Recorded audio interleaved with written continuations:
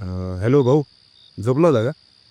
नाही रात्रीच्या 2:30 वाजता सूर्यनमस्कार करत होतो. सूर्य ते सकाळी असतो ना? मग सकाळी फोन करायचा ना, ठेवा. अरे नाही नाही नाही भाऊ, ऐक ना, थोडं बोलायचं होतं. बोल. भाऊ पुण्यात जॉब आहे, चांगले पैसे आहे, मजा पण येते. हा येते येते. पण क्रिएटिव्हिटी नाही आहे. आम्ही जॉब सोडला तर काय?